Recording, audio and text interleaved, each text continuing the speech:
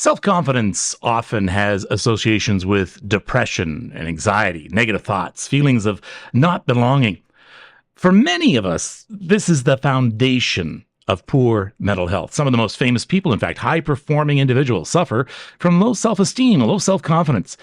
And at the root of this is often imposter syndrome. Now, this is not an official diagnosis in the Manual of Mental Disorders, but it's a real thing and can complicate diagnoses of depression and anxiety. Imposter syndrome is the condition of feeling anxious and not experiencing success internally because being high performing. In other words, you feel like a fraud or a phony, doubt your own abilities. My guest, Dr. Ivan Joseph, a world-renowned leadership expert, best-selling author, and award-winning coach. You got this, mastering the skill of self-confidence, right now on the Mental Health Podcast.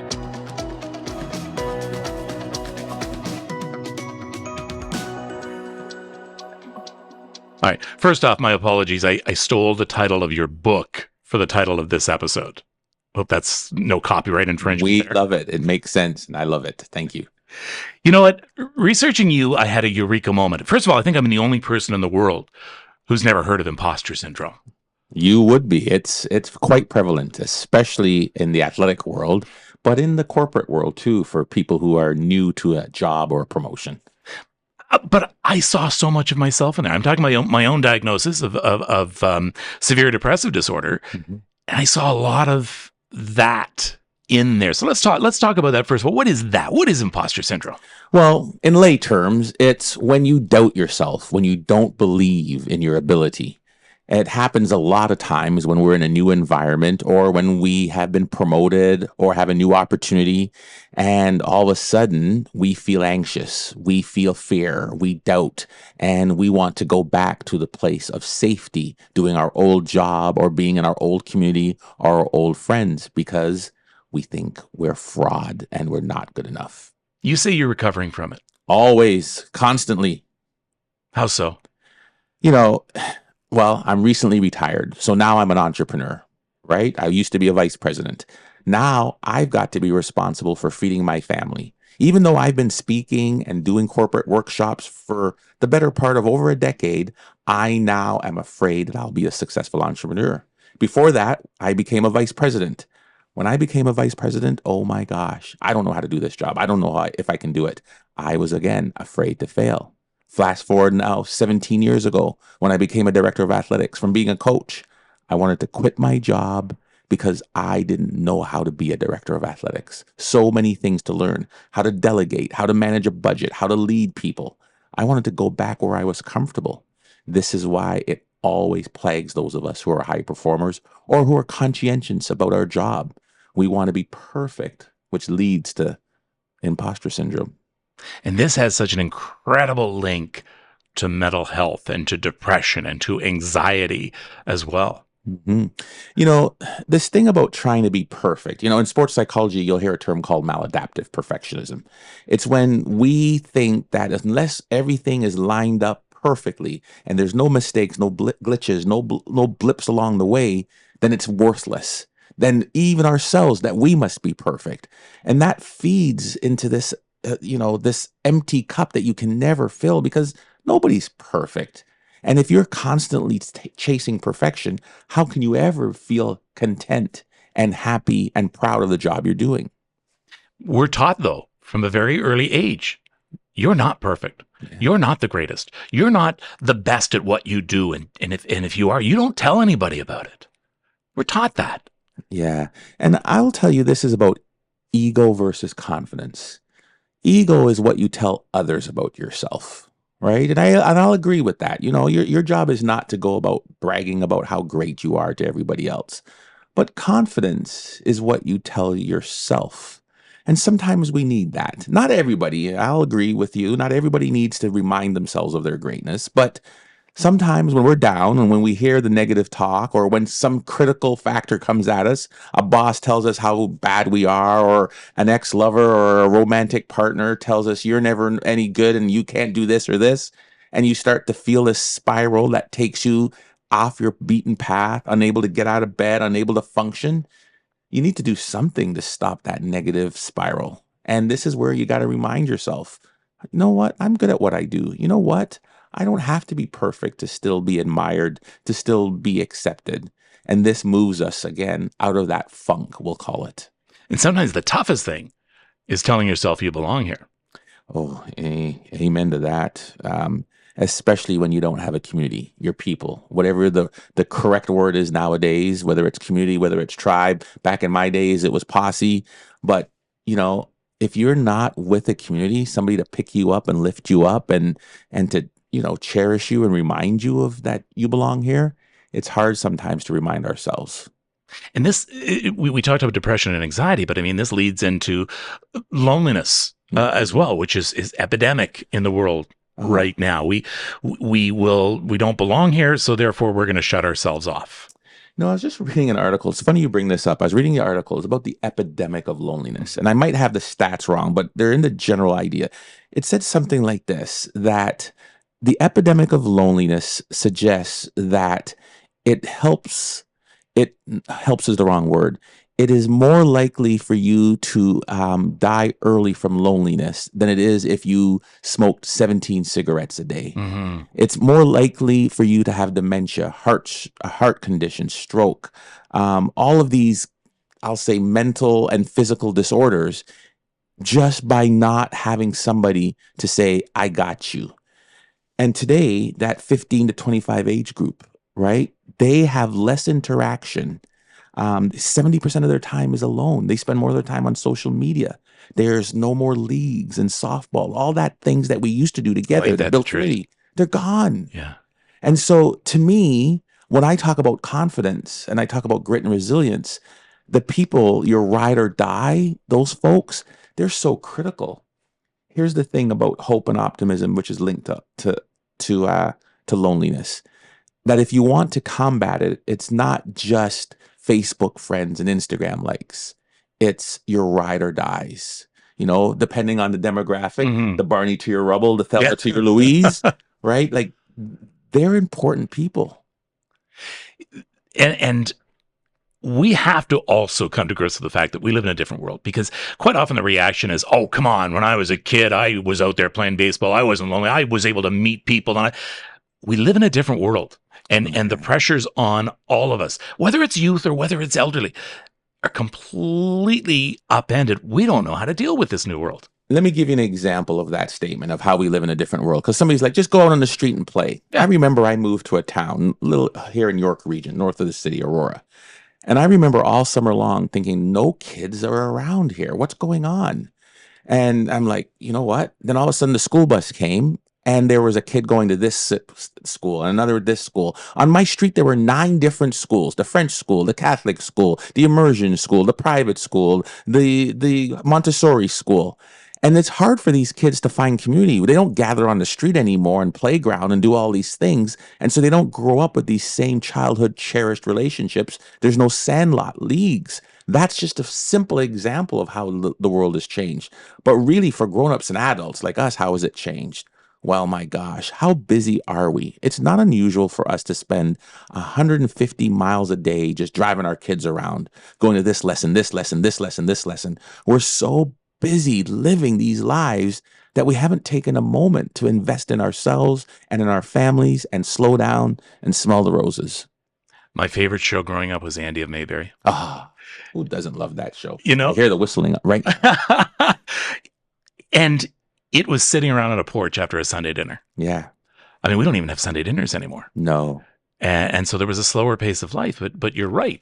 We don't have time to be ourselves and to put ourselves out there because we're too busy doing that.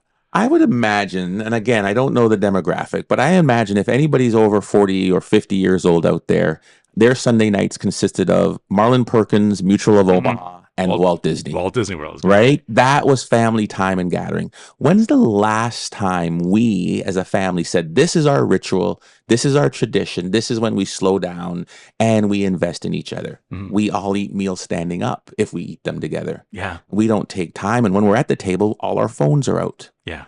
We're missing this thing that's so vital to excellence, mental health and well-being, hope and optimism, and that's human connection. In the world of sport that I live in, we call it social cohesion.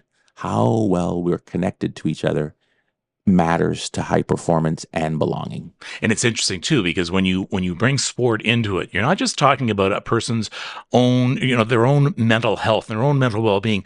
You're talking about performance Yes. as well. And so there is this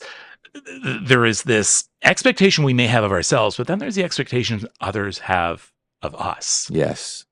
You'll hear me speak later on in a keynote that I talk about the power of task cohesion versus social cohesion. Task cohesion is how well we do our job. Policies, processes, systems, step 1, 2, 3, 4.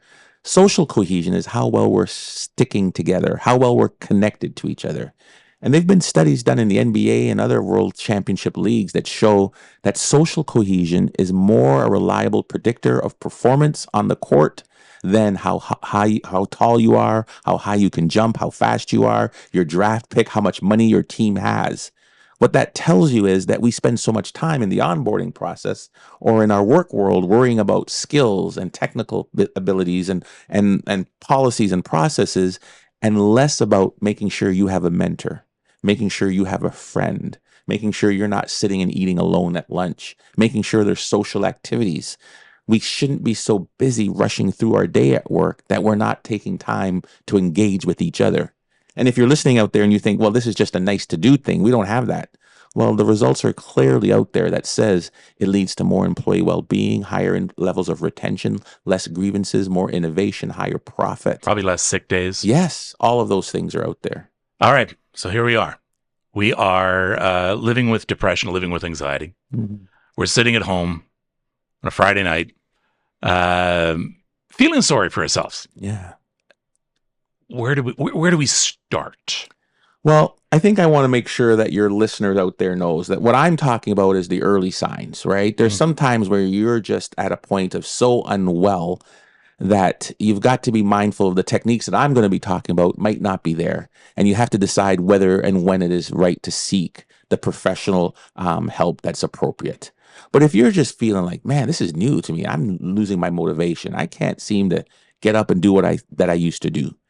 Number one, you have to recognize what thoughts are happening in your head, right? Are you dwelling on all the things that's wrong with you? Oh my gosh, I'm so fat in these pants. Oh my gosh, I'm so dumb. Oh my gosh, I just don't like the way I look. Then you've got to start working on stopping those thoughts. There's sometimes that we say things to ourselves we wouldn't even dare to say to a stranger. 100%, 100%. And this is where you've got to, and you'll hear me clap or snap my fingers or take a deep breath in. Those are triggers to stop that negativity. Stop that negative thought and replace it with statements of positivity, affirmations that help disrupt that cycle and that spiral down, because all of a sudden those thoughts will affect your feelings, which affect your behaviors, which affect your actions. And that spiral you can't get out of. And so if you're in that space and you're doing it, you'll hear me as a professional coach say, live in the moment.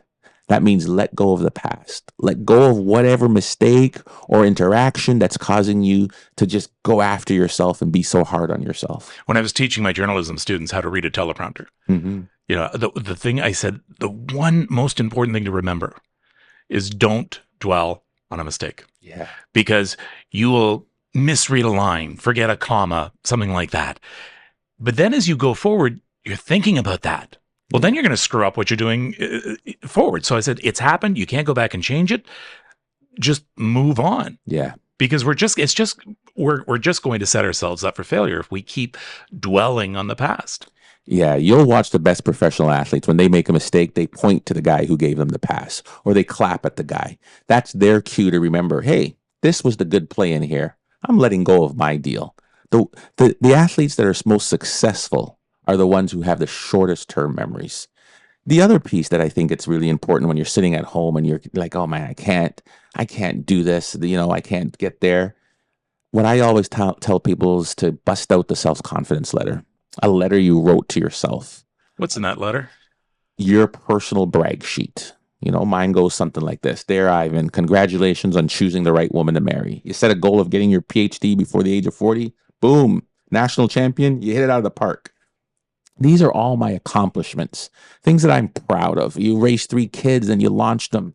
just reminding yourself of your hard work and the things that you are in control over and the things in the past that you've done that were so good, well, you'll find that that will start to change your mood. It will change and release neurotransmitters, that the dopamine, the magic, what I'll call the magic juice. And that works in helping to get you out of that, what we'll call depressive state.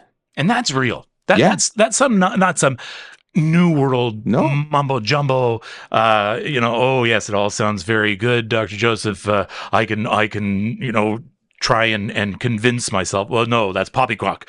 But no, this is real. Physically and biologically, this is real. Oh, yeah.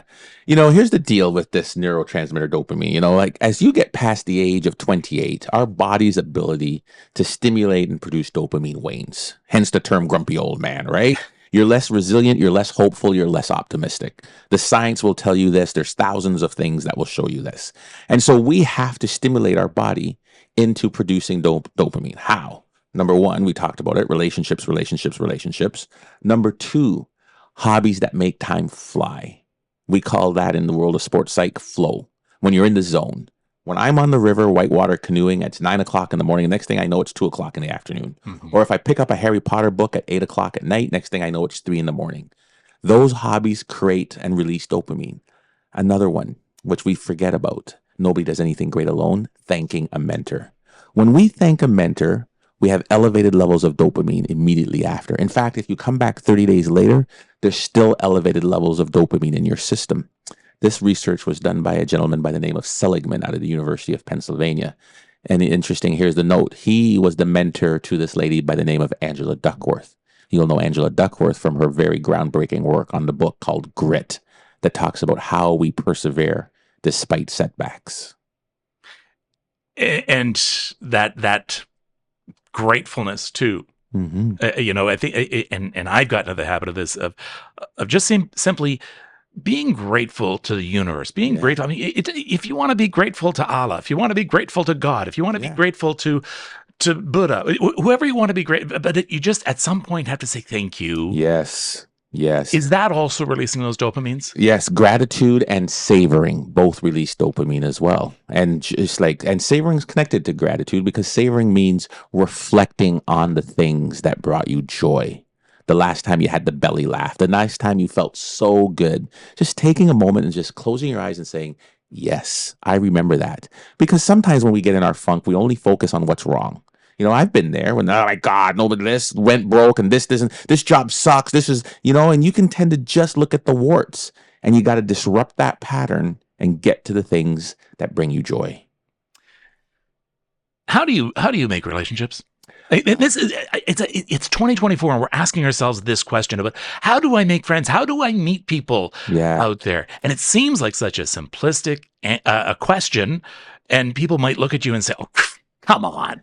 No, it's true, right? I'm in a new town right now, and I'm going to say, have I genuinely made a friendship in this new town? And I've been there 3 years. I came in during pandemic, and I would honestly say no, right? I haven't made a new friend.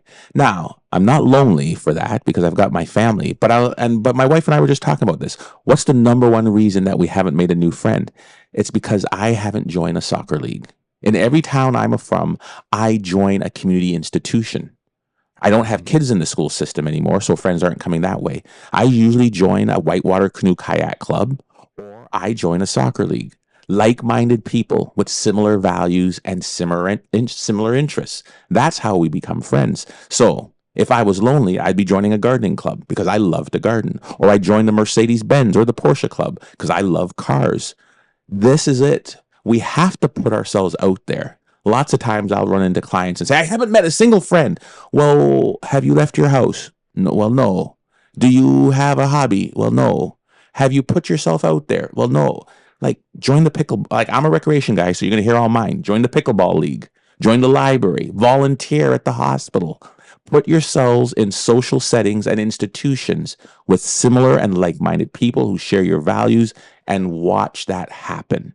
And last and certainly not least, you have to be willing to have uncomfortable conversations. And this is for the introverts out there. What do you mean? An uncomfortable conversation for an introvert means, hi, how you doing? My name is Bob, right? Sometimes we're always waiting to be invited and asked, Hmm. right? And so you've got to, for some folks who it's really hard, you got to put yourself out there, right? And I know for the listener out there, like easier said than done, you extrovert, but believe it or not, I'm not as extroverted as people think, right? And sometimes I just like, I can't leave this until I've met three people and say hello to them, all right? Right? That's how I make friends. We were talking earlier about the way this world has changed, but we also have to consider as well that more of us are working from home. Mhm. We're not gathering around the water cooler as much anymore. The demands on us with our kids and with helicopter parenting, whatever, mean that we're not going to the pub after work to sit down with everybody and have a laugh or two. So we need to help change how we are as a society and as we are how we are as individuals as well. This is the $1 billion question that you're asking here, right? Because this isn't a simple and small problem. The world is still reacting to who are we as a society post pandemic. The world has changed so rapidly, and I'll give you an example. Universities would take 20, 25 years to make certain decisions about how to deliver curriculum, how to move in the way. I'm a vice president. I worked at it. In less than 12 months, in less than actually 12 days, we shifted all our classes to online. We decided to make rules about how to create pass fail and let grades happen differently. And now people don't want to go back to the old ways. And so we're stuck in between. And what does this mean? I've got a 25-year-old daughter who's like, I don't want to work no in-person office. I didn't sign up for a commute an hour away. I'm virtual now. I want to stay virtual. And people are like, you got to come back to the office. Well, I'm quitting this job. I'm going to find another Hmm. virtual one. This is the world we live in.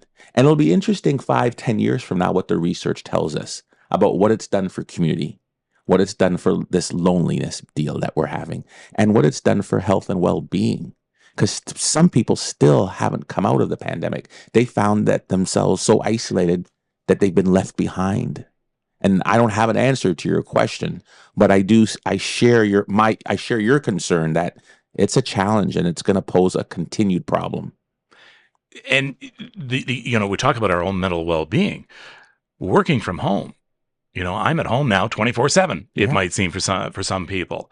Hey, yeah, I love it. There's no commute. I don't have to get dressed as much. I can wear shorts during meetings, things like that. But sometimes that getting out there forced us to get out there. And what you're talking about with self confidence, we had to force ourselves sometimes to do things. You know, it's not unusual for my daughter who lives in a condo to not go out all week because she's going to order her groceries. She doesn't have to drive it for any, she doesn't have to put gas in her car. She doesn't, if she wants to go to the gym, she just goes downstairs in her condo, right? And so one of the things that happens is when we think about confidence is sometimes it's going to wane. Sometimes it's not going to be there. And we need people to pick us up. So we go back. When's the last time we met a friend that really had our back? Sometimes also how we gain confidence is by trying new things, by failing and overcoming them. And if we're just doing our own routine, how can we gain confidence? When's the last time you know what? I didn't know how to do this and I figured my way out. My GPS broke. I had to figure my way out just by going and remembering and looking and thinking about landmarks. I made my way home. I think I can find my way in any town. I actually had to find the temperature by going outside instead of just looking on my phone. Right? This is it. The other day, I've got some folks that are living with me from Iowa, and I'm making them do landscaping, right? Earn your keep. I'm Hmm. paying them a little bit of money.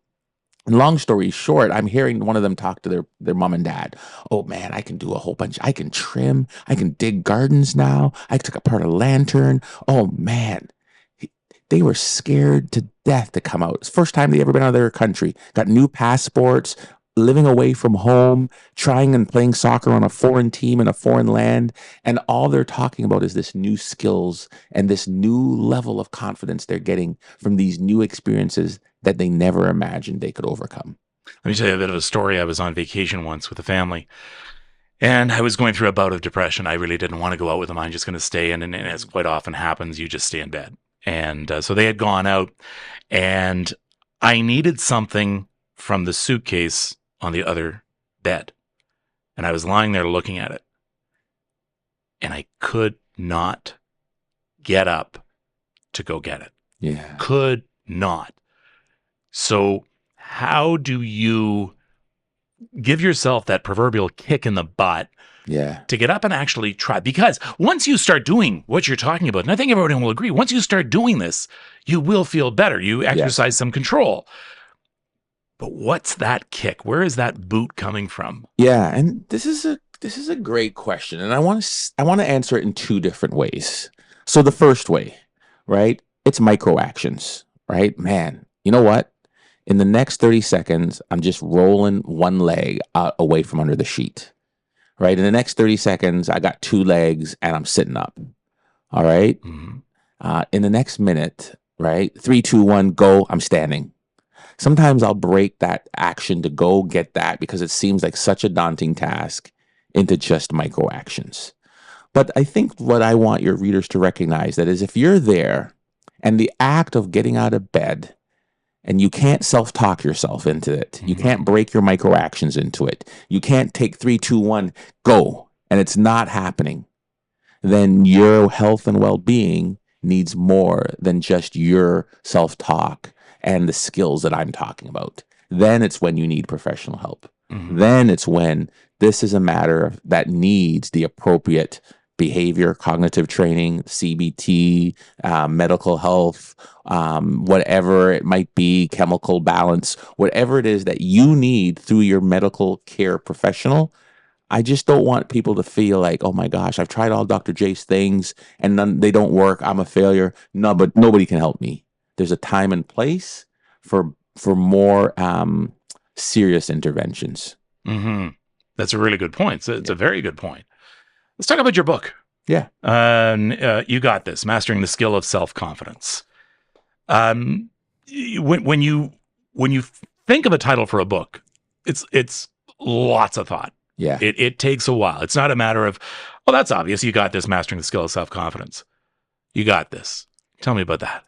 You know, there's two pieces. I wanted people to recognize that self-confidence is a skill, meaning it's something that you can learn. Too many people say, oh, that guy was just born with confidence. Look at their swagger. Oh, that woman, man, she was just made for this job. It doesn't work like that. Every single leader and CEO that I know has had battles with their own self-talk, negative image, imposter syndrome, and they have doubted their ability to succeed. And they have worked on this time and time again. And just like any skill, you can't just try it once and say, I got it. You got to be willing to persist and put the work in.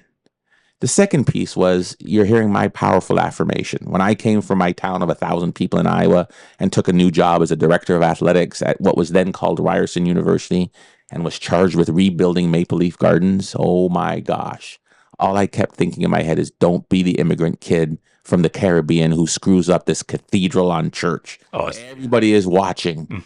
And I used to say to myself, come on, Ivan, you got this. You got this. That was my affirmation that helped get me through my imposter syndrome and feelings of self-doubt. What is your affirmation? What's your self-affirmation? What do you say to yourself, even to this day? And well, first of all, do you still get times of self-doubt? Oh, 100%. Just the other day, I was like, gosh, dang it. I gave a speech to a major corporation, and I had the worst feedback ever. I'm like, oh my gosh, like this has been we don't even, Dr. Joseph was atrocious.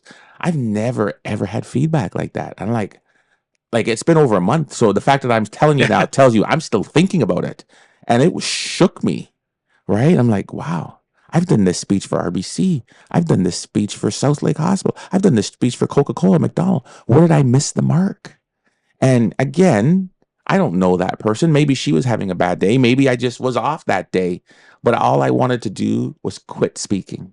Was this just from one person? One person. Okay, yeah. Right? I wanted to, she was in charge. So, but still, she was representing the group. Yeah. So maybe but it was mixed feedback. Even though the very next day I got a standing ovation in a room that was 10 times bigger, I still wanted to quit speaking. I'm like, oh my God. How could I, the guy who's the guru on this, let this derail me?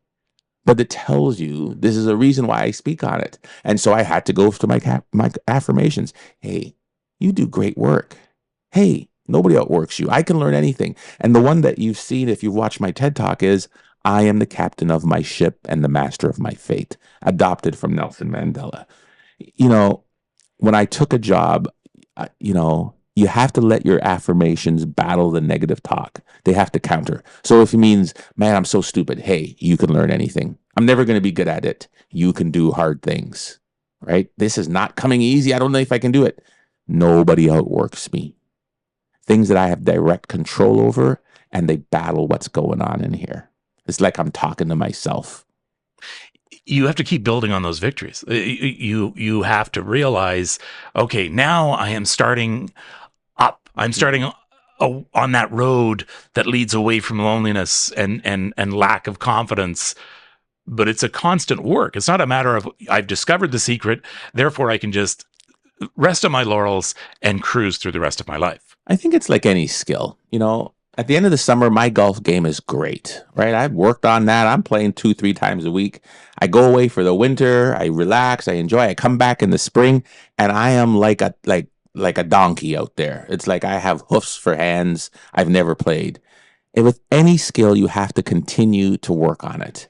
And anytime you get into a new environment, expect a dip in your confidence. This is normal. Let go of it and think there's something wrong with you or broken with you, and just work your way back through it again. This is how I have found. What could you say to someone out there who's thinking, yeah, this is great. This is great, fantastic stuff. Yeah, I should do this. I just can't. Mm-hmm. What words of encouragement could you give to someone who, they have the potential to help heal themselves? And again, we're not saying that this means you disregard any sort of therapy and professional help, but you have to do all the work. In fact, you're going to find, if you've never been to a therapist before, you got a lot of work to do if you're going to make it effective. What can you say to them? They're sitting across from you right now. Yeah. I say, stop looking at everything I'm talking about as this giant book, because it could be overwhelming. Take a nugget. What's your nugget that you're going to try today? Is it the thought stopping, where you're just going to snap your fingers every time something comes in? Is it going to be the affirmation? Is it going to be, I'm just going to write myself a letter? Is it that I'm going to find one friend? I'm going to practice savoring. I'm going to thank a mentor. A small, simple micro action is all you need to move the needle, and practice that skill. And when I say practice, don't try it once, twice, 3 times, 4 times. Try it for 30 days and see how it works. As success comes, pick a new skill to try. It has been fantastic talking to you, drivanjoseph.com. Your book, You Got This, Mastering the Skill of Self-Confidence, is available from your website, from Amazon, from Indigo, et cetera, et cetera, et cetera. Thank you very much for this. My pleasure. Thanks for having me. And to all the listeners out there, remember, you got this, folks. Next time on the Mental Health Podcast, eating disorders. While it may be the deadliest of all mental health disorders, it's one of the most misunderstood. Next time, a world-renowned expert of EDs with great insight and advice for teens and parents. Making Friends with the Mirror, the truth about eating disorders. Next time on the Mental Health Podcast. Thanks for listening. Take care of yourself. Take care of each other.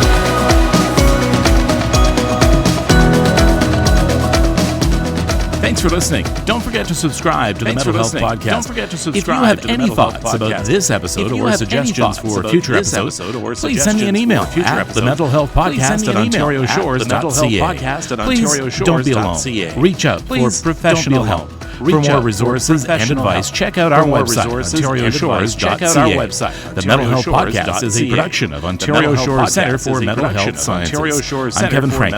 Take care of yourself. I'm Kevin Frank. Take care of each other. Take care of yourself. And take care of each other.